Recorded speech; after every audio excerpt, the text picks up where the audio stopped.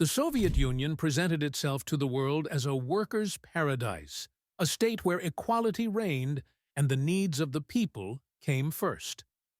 But beneath this carefully constructed facade lay a reality of suffocating control, where the Communist Party apparatus reached into every corner of daily life, dictating not just what citizens could do, but where they could go, how they could work, and even what they could think. For 7 decades, from the Bolshevik Revolution in 1917 until the final collapse in 1991, the Soviet state imposed prohibitions that would seem unthinkable to anyone living in a free society. These were not merely inconveniences or bureaucratic hurdles. They were systematic mechanisms of control, designed to ensure that no Soviet citizen could exist outside the watchful eye of the state, that no individual could prioritize personal freedom over collective obedience. What emerges from examining these prohibitions is not just a catalogue of restrictions, but a portrait of a society where the boundary between citizen and prisoner had become dangerously blurred. Consider the simple act of travel, something millions take for granted today. In the Soviet Union, crossing an international border was not a right but a privilege, granted only to the most trusted servants of the state. Diplomats, sailors, pilots, and a select few others whose work required foreign contact were permitted to venture beyond what Winston Churchill famously called the Iron Curtain. For everyone else, the world beyond Soviet borders existed only in whispers, in rare Western films that passed through state censors, in stories told by those fortunate enough to have made the journey.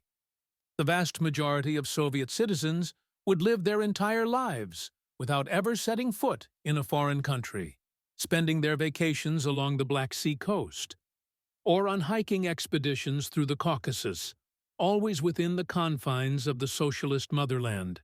But what if you had a compelling reason to travel abroad?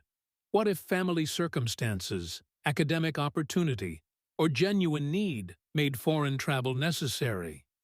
The process that awaited you was designed to discourage all but the most determined or well-connected. Applications required a mountain of documentation, each paper stamped and verified by multiple authorities. You would face interviews with Communist Party committees, where officials would scrutinize not just your stated reasons for travel, but your entire personal history, your political reliability, your family connections. The guidelines were explicit and chilling. Only those who possessed sufficient life experience, who were politically mature and irreproachable in their personal behavior, who could fully live up to the honor and integrity expected of a Soviet citizen abroad, would be considered. This vetting process took between 3 and 6 months, and even after all that effort, approval was far from guaranteed. The message was clear.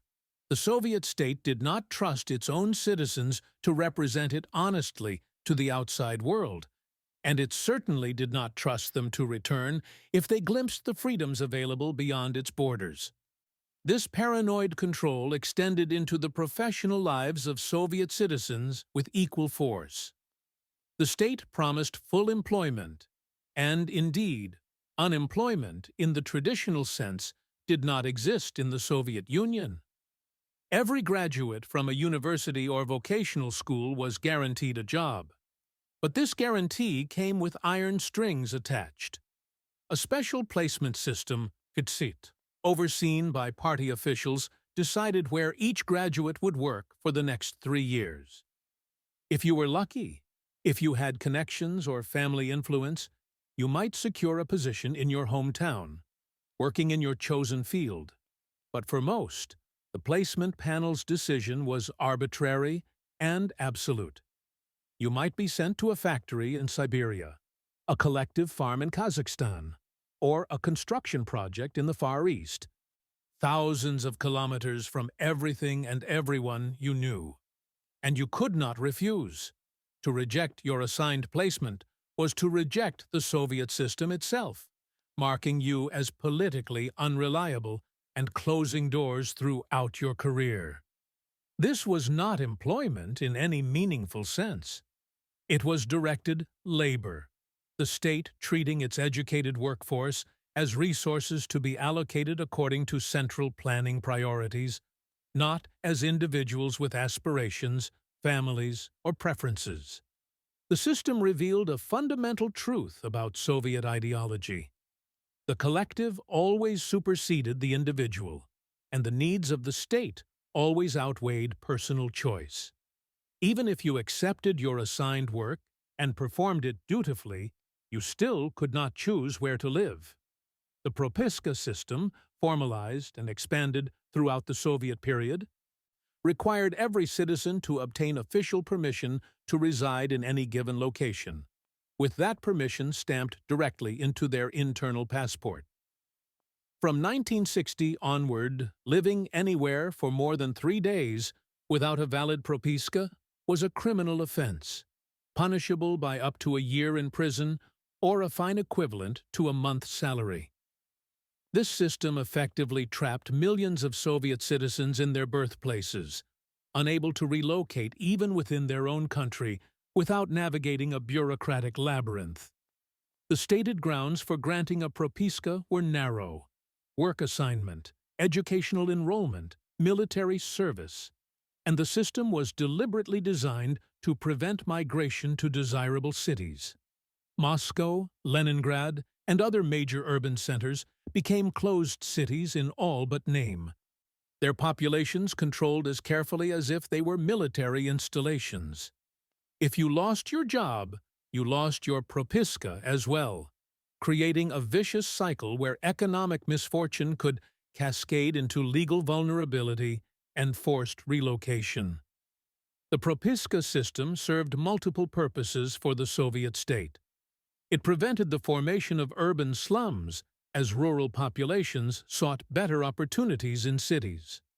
It allowed authorities to track the movement of potentially dissident individuals, and it reinforced the fundamental principle that Soviet citizens existed at the pleasure of the state, with no inherent right to determine the course of their own lives. The obligation to work was not merely encouraged, but legally mandated. Soviet ideology had no place for the unemployed, viewing them as parasites feeding off the productive labor of others. From 1961, the criminal code included Article 209, which criminalized tuniatstvo, or social parasitism. Anyone without official employment for 4 months, with exceptions only for mothers of small children, faced prosecution and forced labor. Convicted tuniatsi were sent to remote regions for corrective work assignments lasting up to 5 years. But the law's application went far beyond targeting the genuinely idle.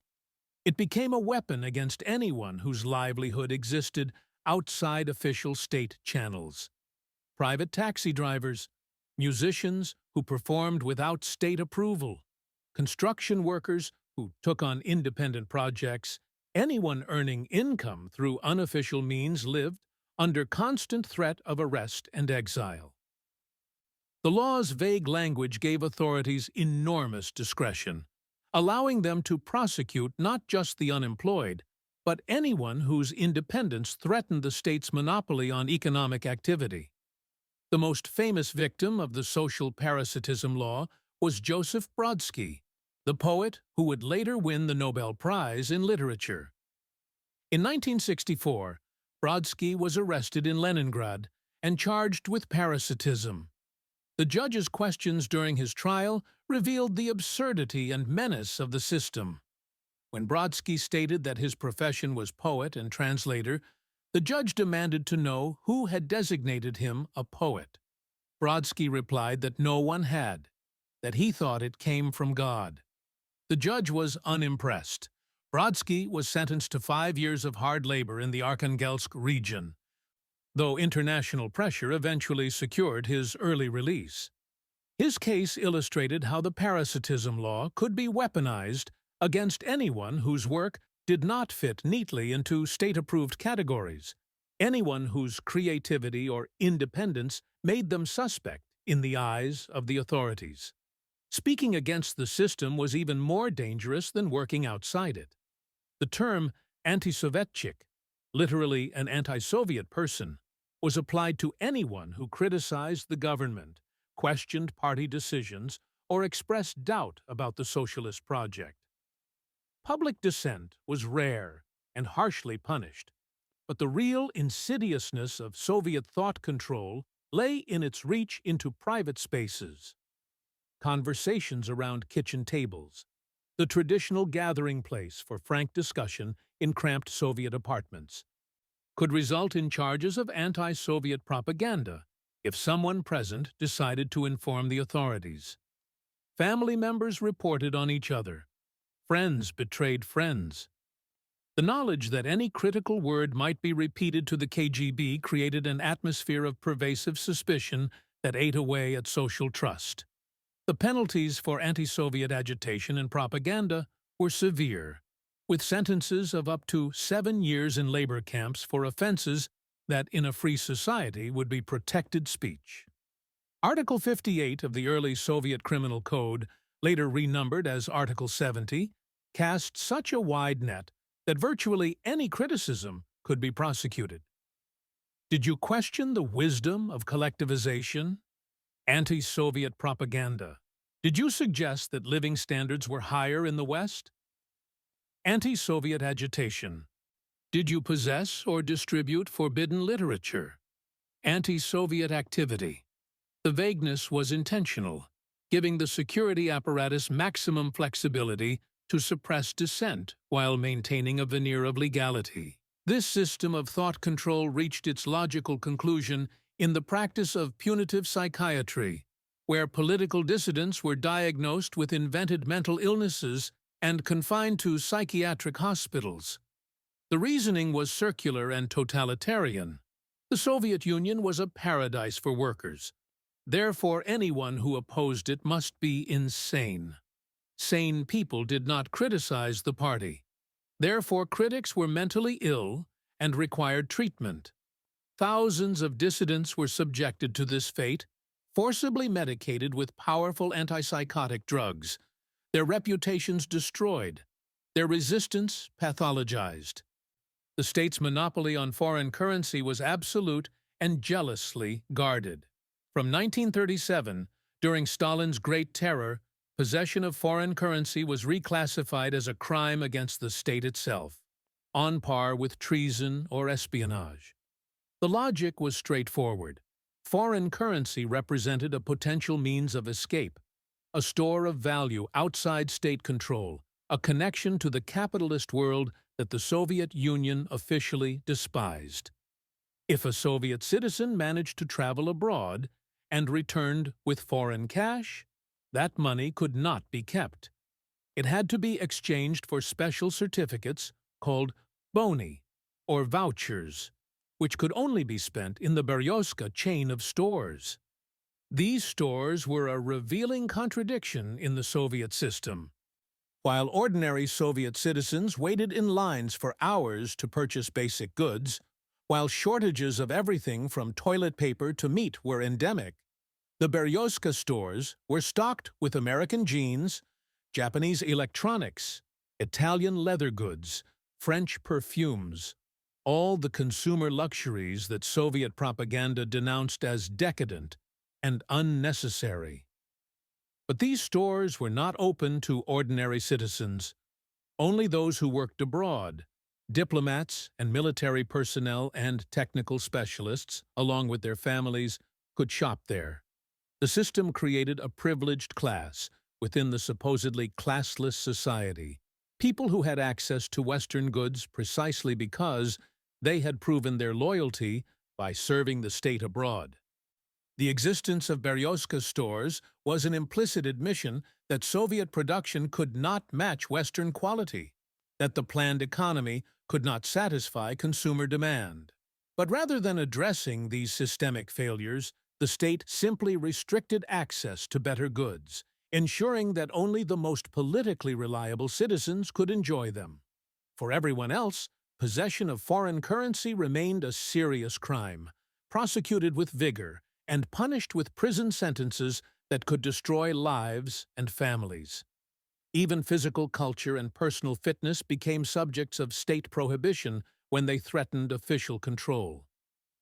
Karate arrived in the Soviet Union during the 1960s, popularized by martial arts films from Asia that captured the imagination of young Soviet men. But karate's spread alarmed the authorities for multiple reasons. The martial art became popular among criminal elements, giving them fighting skills that ordinary police officers could not match. More troubling from the Kremlin's perspective were events in Poland, where karate practitioners had broken through police cordons during civil disturbances. The specter of trained fighters who could resist state force was intolerable. In 1981, the Soviet government officially banned karate, driving its practice underground. Enthusiasts continued training in secret, in basements and abandoned buildings, always watching for police raids. Bodybuilding met a similar fate, though for different reasons. The Soviet state promoted physical fitness, but only in service of collective goals: athletic achievement that brought glory to the motherland, military readiness, productive labor. Bodybuilding, the cultivation of muscular physiques purely for aesthetic purposes, was denounced as narcissistic and anti-Soviet. It represented Western decadence, individual vanity elevated above collective purpose.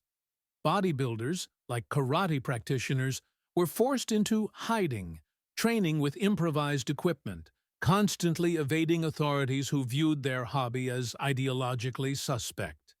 The ban on both activities persisted until 1987, when Mikhail Gorbachev's glasnost reforms finally permitted their legal practice. The prohibition of these physical disciplines revealed the totalitarian impulse at its most absurd, the state claiming authority not just over what citizens could say or where they could go, but over how they could move their own bodies, what they could do with their own physical strength. Property ownership, the foundation of wealth accumulation in capitalist societies, was fundamentally incompatible with Soviet ideology. The state positioned itself as the provider of housing, promising every working person a place to live. There were various paths to securing an apartment: employment with a company that built housing for its workers, joining waiting lists after major life events like childbirth, or simply waiting your turn as the state slowly constructed new residential blocks. Eventually, most Soviet families did receive housing, but they received it as tenants, not owners. The apartment was granted on the basis of a social tenancy for life. You could live there, you could register family members there, you could even exchange it with another citizen for a different apartment, usually with a small payment to balance any difference in value. But you could not sell it. You could not buy additional property. You could not gift it or bequeath it freely. The apartment was not yours in any meaningful sense. It belonged to the state, and you occupied it at the state's pleasure. This system had profound effects on Soviet society. It eliminated one of the primary means by which families build intergenerational wealth. It made citizens dependent on state bureaucracy for one of life's most basic needs. It created enormous waiting lists, with families living in cramped communal apartments for years or even decades before receiving their own space. And it gave the state yet another lever of control: behave, remain politically reliable, keep your job, and you keep your housing. Fall out of favor, lose your employment, run afoul of the authorities, and you could find yourself without a place to live. The absence of a property market also meant that housing allocation was subject to corruption and favoritism. Those with connections could secure better apartments in more desirable locations. Those without connections waited and made do with whatever they were eventually assigned. The promise of housing for all became, in practice, another mechanism of inequality and control. The Soviet state's fear of outside information reached paranoid heights in its treatment of foreign radio broadcasts. the USSR was a major target for international radio services. Voice of America, the BBC World Service, Radio Free Europe, Radio Liberty, and others broadcast in Russian and in the many other languages of the Soviet Union, providing news and perspectives that contradicted official propaganda. The Soviet response was massive and systematic. Approximately 1,400 jamming stations were constructed across the country, their sole purpose to interfere with foreign broadcasts. These stations successfully suppressed between 40 and 60% of foreign radio signals, filling the airwaves with static and noise whenever someone tried to tune in to forbidden frequencies. The jamming was not constant. It varied with the political climate. During periods of détente, when the Soviet leadership sought better relations with the West, jamming would be reduced or suspended. In 1959, when Nikita Khrushchev visited the United States, jamming of Voice of America was scaled back as a gesture of goodwill. But when tensions rose, when the party leadership felt threatened by internal dissent or external pressure, the jamming intensified. Despite these efforts, millions of Soviet citizens regularly listened to foreign broadcasts, hunched over shortwave radios late at night, moving the dial slowly to find clear frequencies, sharing what they heard in whispered conversations. These broadcasts provided a lifeline to alternative perspectives, proof that the official narrative was incomplete or false. They reported on dissidents whom Soviet media ignored, on events the party wanted hidden, on living standards in the West that contradicted claims of capitalist misery. The Soviet state understood that information was power, and that its monopoly on information was essential to maintaining control. Every radio jamming station, every confiscated receiver, every person punished for listening to foreign broadcasts was an admission that the system could not withstand open comparison with alternatives. Even something as trivial as chewing gum became a battleground in the Cold War cultural struggle. In 1947, the journalist Ilya Ehrenburg wrote a scathing denunciation of chewing gum in the newspaper Culture and Life, mocking the American habit of inflating bubbles and questioning why such a product needed to be peddled around the world. Chewing gum was designated a symbol of Western decadence, frivolous and unnecessary, emblematic of capitalism's focus on empty pleasures rather than substantive progress. For Soviet children and teenagers, of course, this prohibition made chewing gum intensely desirable.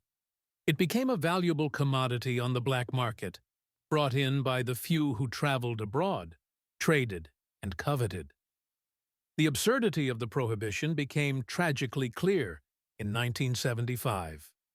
The Canadian national ice hockey team was visiting Moscow, and after a game, team members decided to hand out chewing gum to children gathered at Sokolniki Park. Word spread quickly that foreigners were giving away the forbidden treat. A crowd formed, then surged forward. In the resulting crush, 21 people lost their lives, most of them children and teenagers. The tragedy was a public relations disaster for the Soviet government, revealing both the depths of deprivation that would cause such a frenzy and the failure of authorities to manage the situation. In 1976, less than a year after the disaster, the Soviet Union began domestic production of chewing gum. The prohibition was quietly dropped, though the gum produced in Soviet factories was widely regarded as inferior to Western brands. The incident encapsulated the futility of trying to seal off an entire society from outside influence. You could ban products, jam radio signals, restrict travel, and punish dissent, but you could not eliminate human curiosity or the desire for things that others had. Every prohibition created black markets, bred resentment, and ultimately undermined the legitimacy of the system imposing it. These 10 prohibitions, taken together, reveal the essential character of the Soviet state. This was not a government that trusted its citizens. It was not a system confident in its own appeal or success. Every restriction, every layer of bureaucratic control, every punishment for deviation was an admission of weakness. A society that must prevent its citizens from traveling abroad fears comparison with other systems. A government that assigns workers to jobs and residences rather than allowing free choice reveals its prioritization of state planning over individual welfare. A system that criminalizes unemployment and independent work demonstrates its inability to accommodate human diversity and initiative. A regime that punishes criticism and monitors private conversations betrays its awareness that many citizens disagree with its policies. A state that monopolizes foreign currency and restricts access to consumer goods admits the failure of its economic model. Authorities that ban martial arts and bodybuilding reveal their fear of citizens who might physically resist. A government that prevents property ownership eliminates a foundation of family security and independence. A system that jams foreign radio broadcasts concedes that its own propaganda cannot compete in an open information environment. And a society that prohibits chewing gum has descended into a level of control that is both totalitarian and absurd. The Soviet Union collapsed in 1991, and with its dissolution came the end of these prohibitions. Russians and citizens of the newly independent states could suddenly travel abroad, though many lacked the money to do so. They could choose their own work and residence, though economic chaos made both scarce. They could own property, though the privatization process enriched a small elite, while leaving many with nothing. They could speak freely, access foreign media, and enjoy consumer goods from around the world. But the legacy of 7 decades of control did not disappear overnight. Societies that had been taught not to trust each other, where informing on neighbors had been encouraged, did not immediately develop robust civic institutions. Economies structured around central planning could not quickly transition to market systems. People who had never experienced genuine political choice struggled to build democratic institutions. The prohibitions had shaped not just behavior, but psychology, creating habits of mind that persisted long after the laws changed. Today, more than 3 decades after the Soviet collapse, its shadow still falls across the former Soviet space. Authoritarian tendencies remain strong in many successor states. Control of information, restriction of travel, suppression of dissent. These tools of the Soviet state have found new forms and new justifications. The specific prohibitions may have ended, but the impulse to control, to restrict, to prioritize state power over individual freedom, that impulse survived the system that embodied it. Understanding these prohibitions is not merely an exercise in historical curiosity. It is a reminder of what happens when the state claims total authority over its citizens, when collective ideology supersedes individual rights, when the apparatus of control becomes so extensive that ordinary life becomes an act of navigation through restrictions. The Soviet experiment in total social control ultimately failed, collapsing under the weight of its own contradictions and inefficiencies. But it left lessons that remain urgently relevant wherever governments claim the right to dictate how citizens live, work, think, and move through the world.